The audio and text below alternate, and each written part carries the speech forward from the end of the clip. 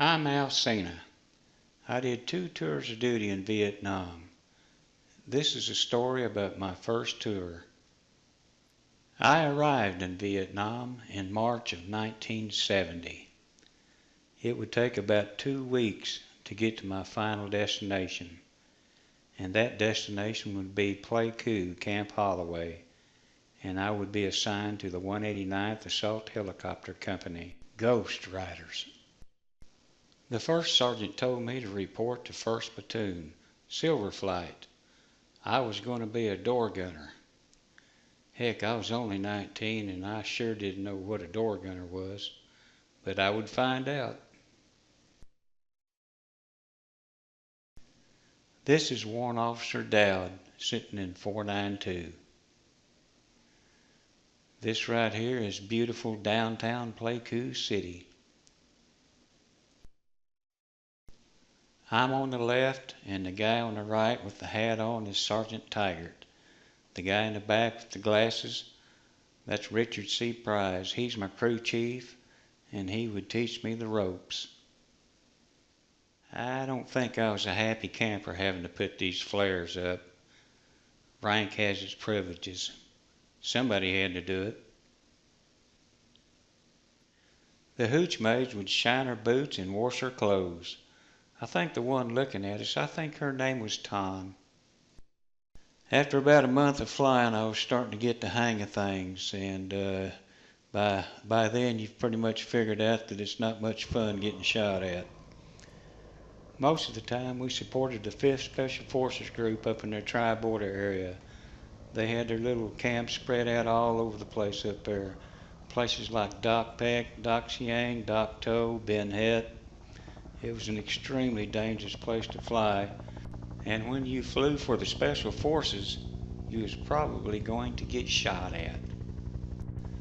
About April 1st, Doc Siang's Special Forces camp came under attack and was under siege. It would go on to be a long and bloody fight. Coming hot!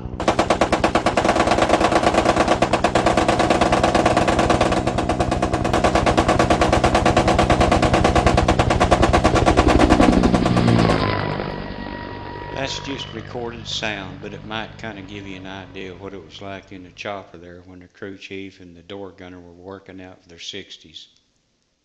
This is Davis, a crew chief, and sometimes I would gun for him.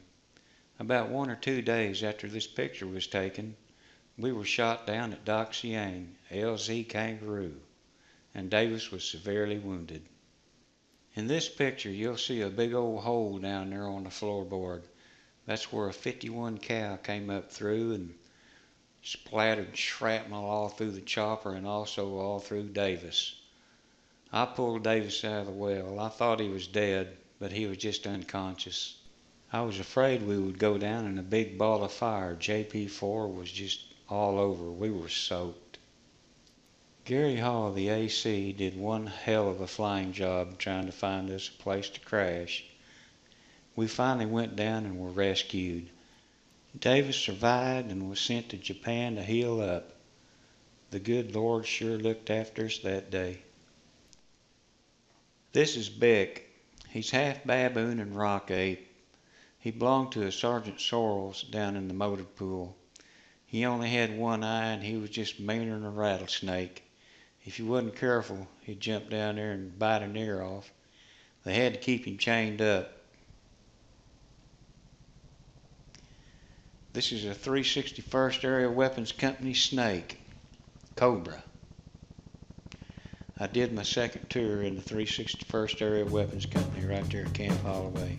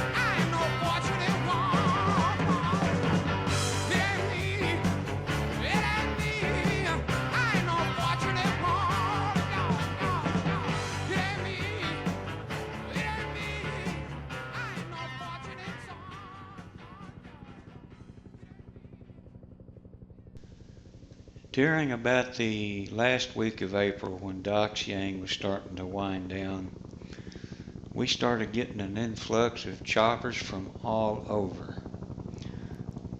The 129th, the 155th, the 61st, 119th, the 57th, and others I haven't even heard of were coming into Camp Holloway and setting up shop. Camp Holloway was full of choppers and tents. Charlie knew it too. Charlie knew something was up, so they would hit us every night with a few mortars and rockets. They even scored a direct hit one night on somebody's tent and killed a bunch. Today's the day. It's May 1st. And guess what? We're getting ready to invade Cambodia. They trucked the 101st Airborne Division all the way from Phu Bai down here, and you can see them starting to come up the ramp there. It looked like the whole division, but we were all getting ready to saddle up and head west.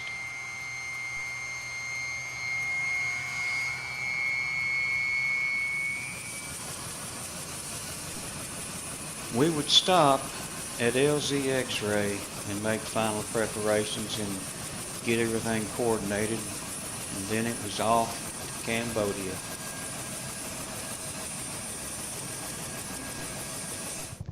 During the next month, we would make a lot of insertions and fly a lot of resupply missions in and out of Cambodia.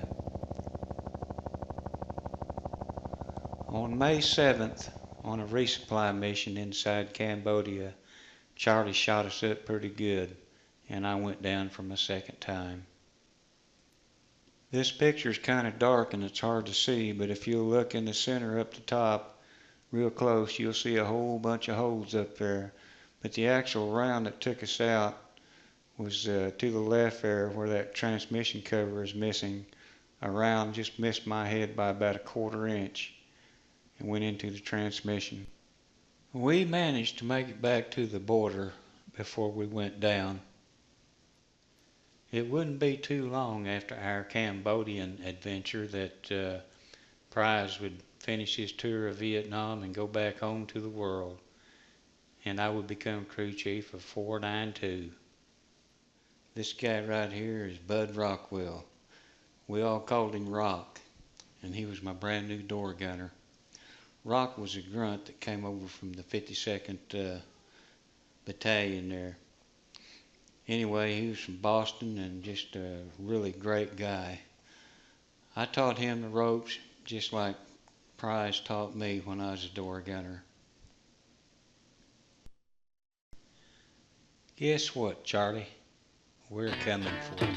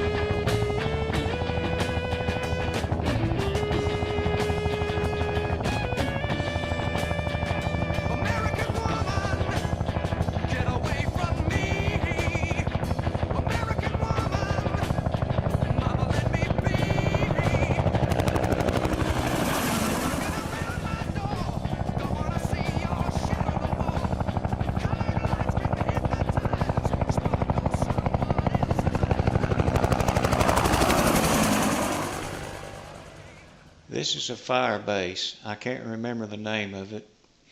It's been over 43 years, so it's hard to remember all these names. At one time I could tell you. These fire bases were strategically placed to give cover fire to the Special Forces camps. The tribe order area was called Indian Country. It was mountains and thick jungle, and all these little old Special Forces camps and fire bases laid right in the middle of Charlie's backyard.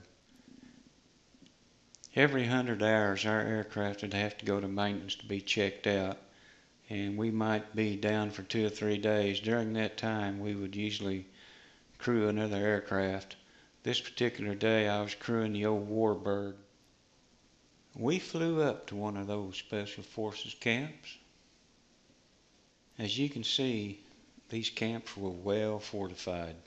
They had to be because they were taking on the hardcore NVA, not the Viet Cong. The NVA was well armed, well trained, and very disciplined. The battle at Dak Siang lasted approximately 30 days. The camp was under siege, and the NVA's intention was to overrun the camp and kill everybody in there. The battle was costly. We lost a lot of pilots, door gunners, and crew chiefs. Not only us, but all of the other units that were supporting the camp too, like the 170th, 57th, 119th. They even shot down an Air Force Jolly Green, and everybody on board was KIA. That was me and Ike Vetti on the right. Ike was my door gunner for that day. Here's another shot of Ike in the well. I just heard recently that Ike has passed on.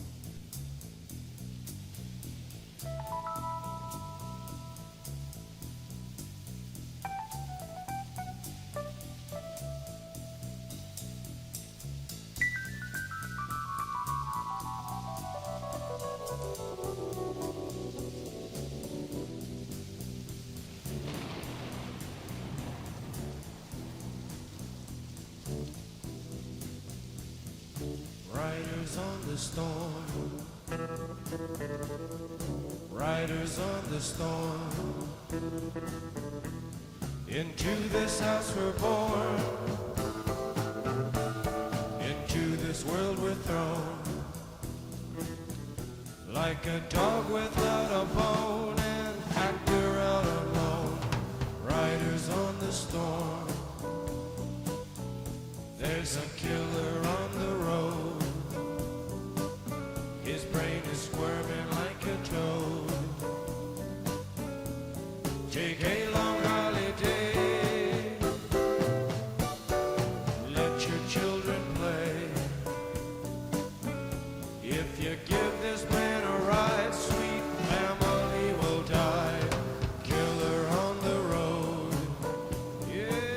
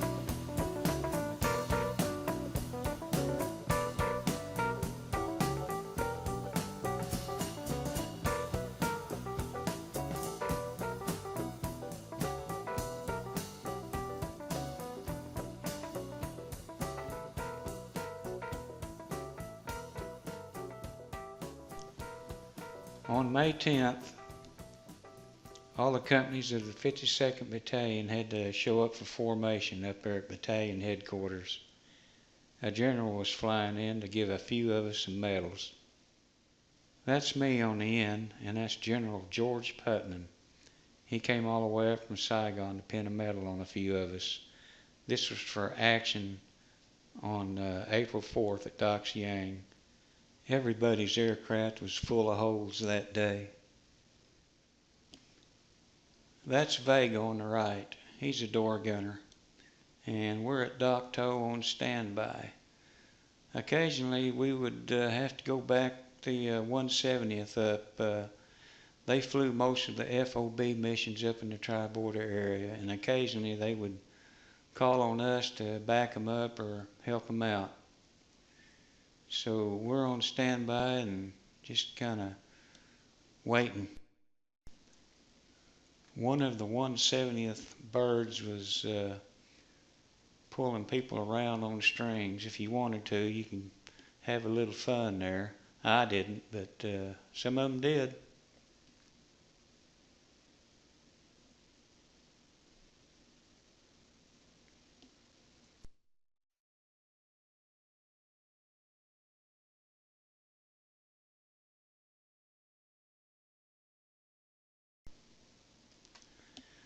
Yeah, this is me out in the boonies somewhere. I don't have any idea where it was at, but I was out there kind of clowning around having some fun. I don't know, maybe I thought I was some kind of native or something with a spear.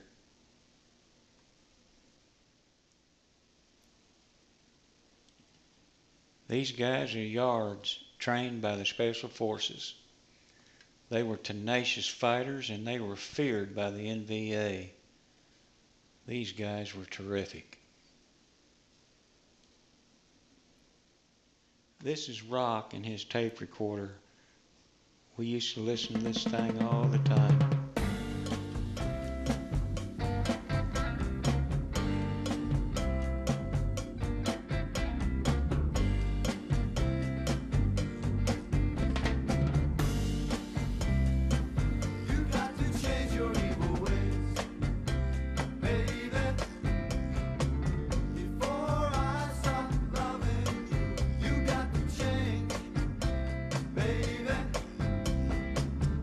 Every word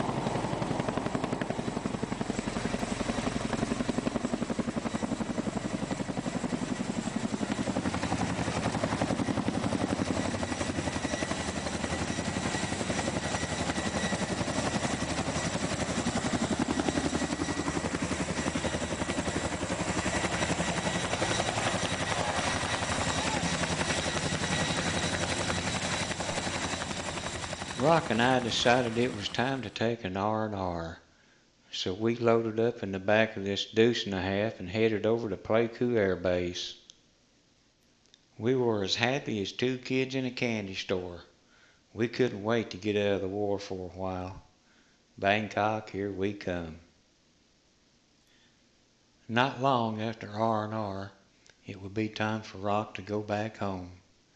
This is a picture of Rock and Leroy, our good grunt friend up at 52nd, standing in front of old 492. I was happy for Rock, but I knew I would miss him.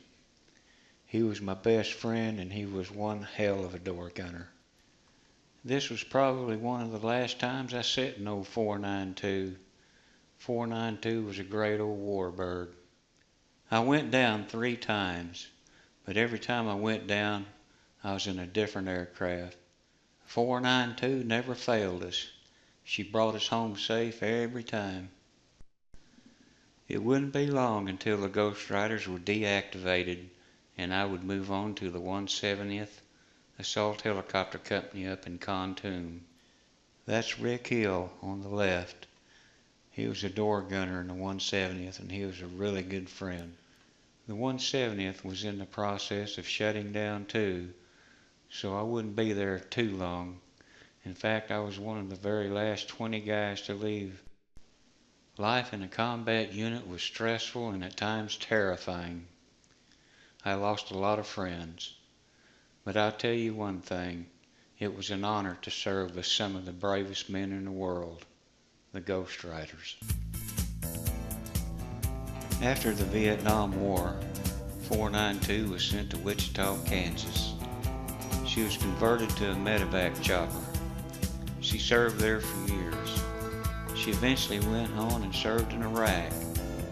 She now sits on display at Smithville, Texas at the VFW, post 1309.